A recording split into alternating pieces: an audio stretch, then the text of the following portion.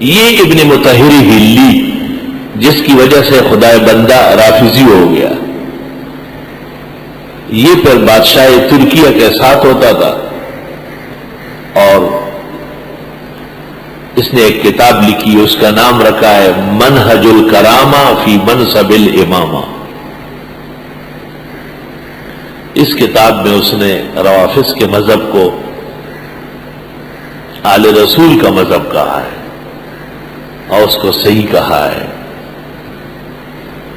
سن 723 24 25 میں یہ حج پر جاتا تھا، بادشاہ ساتھ ہوتا تھا، وہ ذرا سرکاری اہلکار اس کی کتابیں اٹھاتے تھے اور اعلان ہوتا تھا حج میں، اکفر الکفار ابو حنیفہ النعمان، دنیا کا سب سے بڑا کافر ابو حنیفہ۔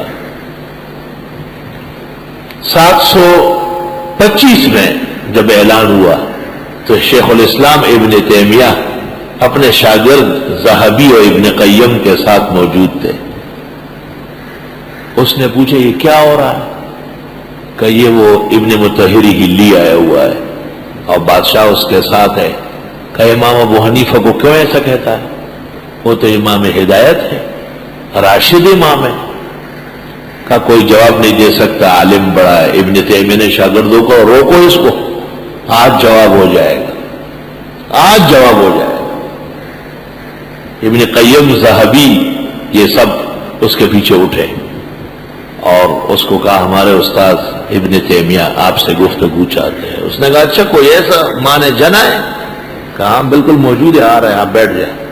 مسجد خیف کے اندر ظہر کی نماز کے بعد مناظرہ ہوا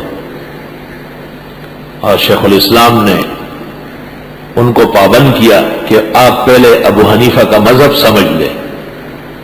ابو حنیفہ لوگوں کی باتوں سے نہیں کافر ہوگا۔ ابو حنیفہ کا مذہب 3 ہے، یا ان کا قول دکھاؤ گے، یا ان کے شاگرد جو معروف ہے، یا حنفی فقہ میں جو مفتابی ہے، اس کے علاوہ کوئی چیز چلے گی نہیں۔ جب اس کو پابند کر لیا تو اس کے پاس کچھ بھی نہیں رہا، وہ تو ادھر ادھر شطحیات اور شاذ باتیں کر رہا تھا۔ شیخ الاسلام نے اٹھ کر کے ایک تقریر کی امام ابو حنیفہ کے فضائل و مناقب پر، اور ثابت کیا کہ امام صاحب امت محمدیہ کا بہت بڑا سرمایہ ہے اور تمام ائمہ میں سب سے اونچا مقام ان کا ہے۔ ابن مطہر ہلی نے کوئی ٹوکی پھوکی کی، لیکن شیخ الاسلام نے دوسری تقریر کی، اور جب دوسری تقریر کے بعد ان کو کہا گیا کہ آپ آئے اور جواب دے دیں، تو جس جگہ بیٹھا ہوا تھا وہیں مردار ہو چکا تھا، روح نکل گئی تھی ابن مطہر ہلی کی۔ شیخ الاسلام جب یہاں سے نکلنے لگے تو کسی نے کہا اس نے تو کتاب لکھی ہے۔ کہاں ہے؟ کہ دے دو کتاب، چند صفحے، 44 صفحے، منہج الکرامہ فی منصب الامامہ۔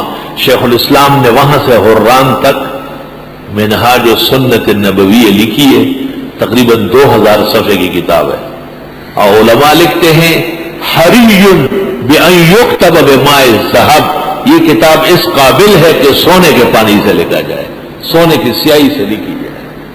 اللہ جزائے خیر دے حکومت سعودیہ کو، آب و تاب کے ساتھ شان و شوکت سے انہوں نے کتاب شائع کی، اور چونکہ اس درس کی برکتیں ہر جگہ پہنچتی ہے تو وہ ہر سال 1-2 نسخے مجھے اعزازی بھیج رہے ہیں، ہر سال بھیج رہے ہیں، الحمدللہ۔